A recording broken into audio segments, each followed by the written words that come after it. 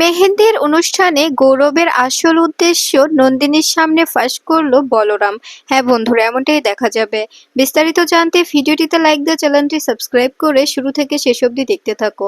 গল্পের শুরুতেই দেখা যাবে নন্দিনীর মেহেন্দি উৎসব শুরু হয়ে গেলে সবাই মিলে নাচ গান করতে থাকে এবং নন্দিনীর মেহেন্দির উৎসব শুরু করে দেয়। এরপরে দেখা যাবে নন্দিনীর কাছে এসে তটিনী গান গাইতে থাকে আর বলতে থাকে, আমি চাই তোর জীবনটা অনেক সুখের হোক। এদিকে দেখা যাবে বলরাম শুধু তাকিয়ে তাকিয়ে নন্দিনীকে দেখতে থাকে। পরশুরাম হাসতে থাকে আর বলতে থাকে, সত্যি উনি অনেক খুশি, উনি উনি এই বিয়েটাতে অনেক খুশি হয়েছে, তাই না রে বলরাম? তখনই প্রাচী এসে পরশুরামকে টেনে নাচতে নিয়ে চলে যায়। এরপরে দেখা যাবে তখন পরশুরাম নাচতে শুরু করে আর ইশারা করে বলরামকে দেখিয়ে দেয়। তখনই প্রাচী বলরামকে টেনে আনলে বলরামও নাচতে থাকে আর মনে মনে বলতে থাকে, আমি তো আমি তো কিভাবে এই সবকিছু সহ্য করছি সেটা শুধুমাত্র আমি জানি। তার মধ্যে আবার আমাকে নাচতে বলা হচ্ছে। আমি কি করে এই নাচটা প্রদর্শন করব এটাই তো বুঝতে পারছি না। এরপরে দেখা যাবে মন শক্ত করে নাচতে থাকে বলরাম। এদিকে দেখা যাবে নন্দিনীকে নন্দিনীকে নিয়ে নাচতে থাকলে তখনই বলরাম সরে দাঁড়ায় আর আড়াল থেকে নন্দিনীকেই দেখতে থাকে। মনে মনে বলতে থাকে, আমি চেয়েছিলাম আপনাকে, কিন্তু কিন্তু হয়তোবা আমি আপনাকে পাবো না, কিন্তু আমি আমি কোনো ভুল মানুষের হাতে আপনাকে তুলে দিতে দেব না, কোনোভাবেই নয়। এদিকে দেখা যাবে বলরাম আড়াল থেকে নন্দিনীকে দেখছে। ঠিক তখনই গৌরব ফোন করলে সবাই মিলে নন্দিনীর সঙ্গে টিটকারি মারতে থাকে আর বলতে থাকে, ফোনটা আমাদের দে, আমরা কথা বলি। তখনই নন্দিনী বলে, না, ফোনটা ফোনটা আমি নেব, আমি কথা বলবো, তোরা কেন কথা বলবি?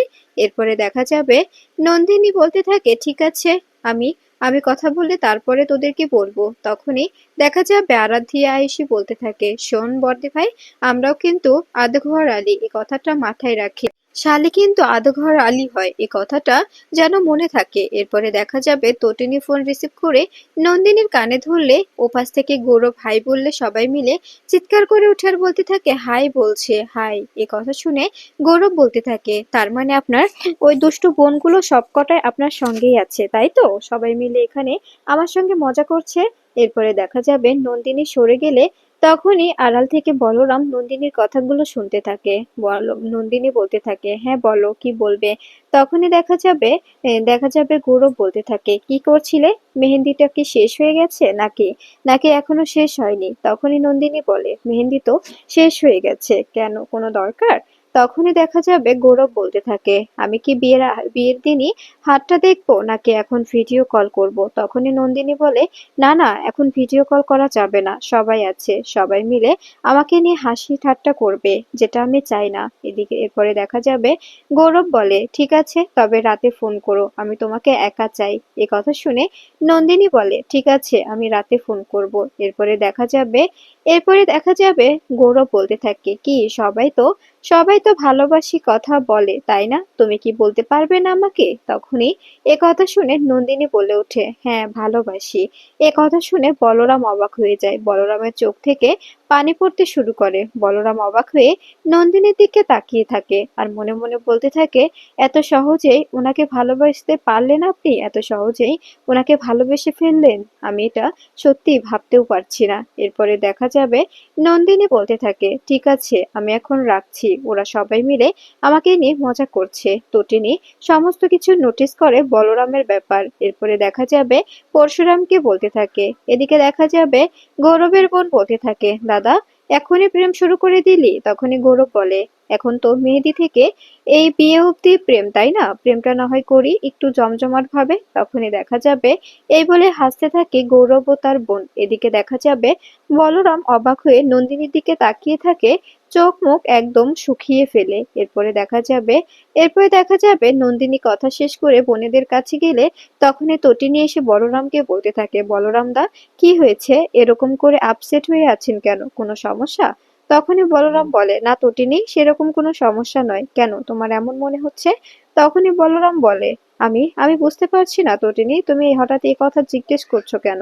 তখনই তটিনী বলে, না আসলে আপনাকে দেখে মনে হলো আপনি ভীষণ আপসেট, তাই ভাবলাম আপনার কিছু হয়েছে কিনা, তাই একটু আসলাম আপনার সঙ্গে কথা বলতে।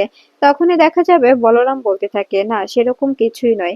এরপরে পরশুরাম বলে, তোর যদি কিছু হয়ে থাকে আমাকে বলতে পারিস, এভাবে এভাবে নিজের মধ্যে রেখে নিজেকে গুমড়ে গুমড়ে মারিস না প্লিজ। তখন এই কথা শুনে দেখা যাবে বলরাম বলতে থাকে, না রে ভাই, সেরকম কিছুই নয়, আসলে ভাবছিলাম। এরপরে দেখা যাবে তটিনী বলতে থাকে, আমার মনে হচ্ছে আপনার কিছু হয়েছে। তখনই বলরাম বলে, না আমার কিচ্ছু হয়নি। এরপরে বলরাম বলে, একটু খাবার খাবো, প্রচন্ড খিদে লেগেছে। মেহেন্দির রান্না বান্না হয়েছে তো, তাই না? কোথায় হয়েছে যদি দেখিয়ে দিতে তটিনী, তোমার হাতের রান্না খেতে বেশ ভালো লাগে। তখনই দেখা যাবে এই বলে বলরাম চলে যায়। তখনই তটিনী বলে, আমার কেমন যেন লাগলো, বলরাম দাকে আমার মোটেও সুবিধার লাগলো না, মনে হলো ওনার কিছু একটা হয়েছে।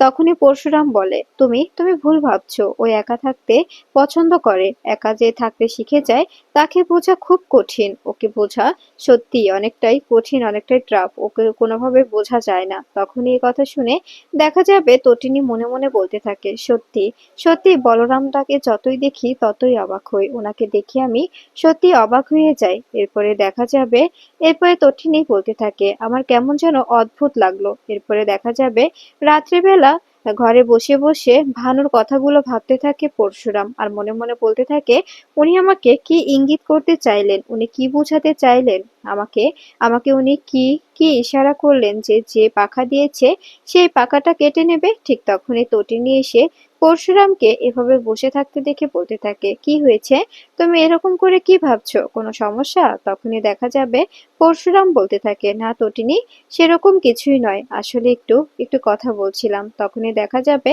এই কথা শুনে তটিনী বলে, প্লিজ বলো না কি ভাবছিলে, এরকম করে চুপচাপ বসেছিলে কেন, কি হয়েছে আমাকে বলতে পারো, নির্দ্বিধায় আমাকে বলতে পারো। তখনই এই কথা শুনে পরশুরাম বলতে থাকে, না সেরকম কিছু না, আসলে এমনিতেই ভাবছিলাম। তখনই দেখা যাবে এ কথা শুনে এ কথা শুনে তটিনী পরশুরামকে বলতে থাকে, আচ্ছা একটা কথা বলো তো, তুমি কি সত্যি সত্যি মন থেকে সবকিছু মেনে নিয়েছো? আমার কেমন যেন অদ্ভুত লাগছে। আমি যে এই পরশুরামকে চিনি, যে শিবপ্রসাদ গাঙ্গুলিকে চিনি, সে কখনো কখনো অন্যের জিনিস নিজে পেতে ইচ্ছুক নয়, কিন্তু তুমি তুমি এটা কি করে করতে পারলে? তখনই দেখা যাবে এ কথা শুনে পরশুরাম বলতে থাকে, তটিনী এমন কথা কেন বলছো, কেন বলছো এরকম কথা? তখনই দেখা যাবে তটিনী বলতে থাকে, আমি আমি বুঝতে পারছি না, তুমি কেমন যেন অন্যমনস্ক হয়ে গেছো, অদ্ভুত লাগছে তোমাকে।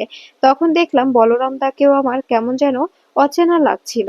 এরপরে দেখা যাবে পরশুরাম তটিনীর কপালে চুমু খেয়ে তটিনীকে বুকে জড়িয়ে নেয় আর বলতে থাকে, আমি সেরকম কিছু ভাবছি না তটিনী, এমনিতেই একটু একটু ব্যাপার নিয়ে ভাবছিলাম, যেটা তুমি তোমার জানার কোনো প্রয়োজন নেই। তখনই তটিনী বলে, তুমি যদি কোনো কিছু নিয়ে আপসেট থাকো তবে আমাকে জানাতে পারো, আমি তোমাকে পুরোপুরিভাবে হেল্প করব, সাহায্য করব। তখনই দেখা যাবে তটিনী বলতে থাকে, আচ্ছা আচ্ছা একটা কথা বলো তো, তুমি কি কোনোভাবে ভাবছো যে তুমি নিজে গুমড়ে গুমড়ে মরছো? তুমি কি কোনোভাবে নিজেকে অপরাধী ভাবছো? তখনই পরশুরাম বলে, না আমি নিজেকে অপরাধী ভাবছি না, আসলে আসলে আমি শুধুমাত্র জামাইয়ের কর্তব্য পালন করছি, জামাইয়ের কর্তব্য পালন করে তোমার ড্যাডকে একটু একটু সাহায্য করছি, জাস্ট এইটুকুই, এছাড়া আর কিছুই নয়। তখনই দেখা যাবে তটিনী বলতে থাকে, তোমার মতো সত্যি সত্যি জামাই পাওয়া ভাগ্যের ব্যাপার, আমার ড্যাডের ভাগ্য করে তোমার মতো জামাই পেয়েছে। তখনই পরশুরাম বলতে থাকে, না সেরকম কিছুই নয়, আসলে আমি আমি যে কি করব ভাবতে পারছি না, যে করে হোক আমাকে সমস্ত কিছু দেখতে হবে, আমি কোনোভাবেই হাল ছাড়বো না, যে দায়িত্বটা আমি হাতে নিয়েছি সেই দায়িত্বটা আমি সম্পূর্ণ করব, আমি সমস্ত কিছুর প্রমাণ জোগাড় করব। তখনই তটিনী বলে, আমি জানি যে তুমি কোনো উদ্দেশ্য ছাড়া এই কোম্পানির দায়িত্ব নাওনি, মুখার্জি স্টুডিওসের দায়িত্ব তুমি এমনি এমনি নাওনি, কোনো না কোনো কারণ অবশ্যই আছে, বলো না কি কারণ?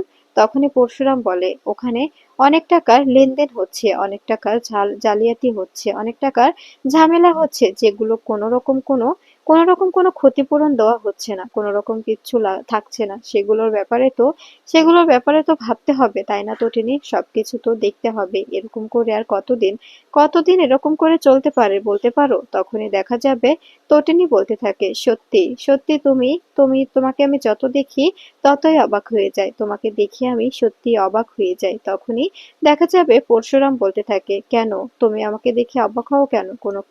কোনো কি সন্দেহ আছে আমাকে দেখে? তখনই পরশুরামকে তটিনী বলতে থাকে, না, তোমার প্রতি আমার কোনো অভিযোগ কিংবা সন্দেহ থাকতে পারে না। তুমি তো আমার সেই ভালোবাসা, যে ভালোবাসা বিয়ের এতটা বছর পরেও আমাকে আগলে রেখেছে, আমাকে আমাকে নিজের বাহুর মধ্যে চুপটি করে রেখে দিয়েছে। সত্যি তোমাকে আমি পাগলের মতো ভালোবাসি। তখনই পরশুরাম বলে, thank you Tatini, thank you. তুমি যে আমাকে এভাবে ভাবো, এভাবে ভালোবাসো, এটাই অনেক। আমি তোমার প্রতি কৃতজ্ঞ।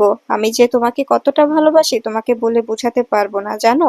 আমার পৃথিবীতে তুমি আর লাট্টু পিকু ছাড়া কেউ নেই। তখনই পিকুর কথা বলে তটিনী, বলতে থাকে, আমাদের পিকুটাও বড় হয়ে যাবে, ঠিক এভাবেই ধুমধাম করে বিয়ে দেওয়া হবে। সেদিন আমি হব শাশুড়ি আর তুমি হবে শ্বশুর মশাই। এ কথা শুনে পরশুরামের চোখে জল এসে যায় আর বলতে থাকে, প্লিজ তটিনী, এ কথাটা আর বলো না, আমি এটা মেনে নিতে পারবো না, কোনোভাবেই না। তুমি আর এই কথাটা মুখে আনবে না। আমি কোনোভাবেই লাট্টুকে পিকুকে ছাড়া বাঁচতে পারবো না। পিকুকে আমি কখনো কখনো আমার কাছ থেকে দূরে যেতে দেব না। পিকুকে আমি আমার কাছেই রাখবো। তখনই এ কথা শুনে তটিনী বলতে থাকে, এসব কি কথা? ছেলে মেয়েদের তো বড় হলে বিয়ে দিতে হয়, তাই না? ওদের কি কাছে রাখা যায় বলো তো? তখনই দেখা যাবে পরশুরাম বলতে থাকে, আমার মেয়েকে ছাড়া আমি বাঁচতে পারবো না। আমার পৃথিবী তুমি, লাট্টু পিকু। আমার পৃথিবী জুড়ে তোমরা তিনজন, এছাড়া আমার পৃথিবীতে আর কেউ নেই। তাই আমি তোমাদের ছাড়া এক মুহূর্তও ভাবতে পারি না। তটিনী, প্লিজ তুমি তুমি এরকম কথা বলো না, যে কথা শুনে আমার পুরো পৃথিবী অন্ধকার হয়ে যায়। এরপরে দেখা যাবে তটিনী বলতে থাকে, আমি বুঝতে পারছি তোমার কষ্ট হচ্ছে, কিন্তু কিন্তু আমি তো শুধুমাত্র মজা করে বলছিলাম। অনেক তো দেরি আছে, সে কত দেরি আছে আমাদের পিকুর বিয়ের, এখনই তুমি এভাবে রিয়াক্ট করছো? তখন এই কথা শুনে দেখা যাবে পরশুরাম বলতে থাকে, হ্যাঁ তটিনী, আমি এখনই এতটা রিয়াক্ট করছি কারণ আমি এসব কিছু মেনে নিতে পারছি না। আমি আমার লাট্টু পিকুর ব্যাপার নিয়ে ভীষণ করে পজিটিভ। আমি কোনোভাবে লাট্টু পিকুকে ছাড়তে পারবো না, কোনোভাবে ওদেরকে আমি দূরে ঠেলে দিতে পারবো না। এই কথা শুনে দেখা যাবে তটিনী বলতে থাকে, ঠিক আছে, বুঝতে পেরেছি বাবা। বাবা মেয়ে ছেলের ভালোবাসা। এরপরে দেখা যাবে পরশুরাম বলতে থাকে, কই ওরা? ওদেরকে ডাকো একটু, ওদেরকে দেখি। কত রাত হয়ে গেছে, এবার তো ঘুমোতে হবে, তাই না? তখনই তটিনী বলে, ওরা আজকে ওদের ভালো দিয়ার ঘরেই থাকবে বলেছে।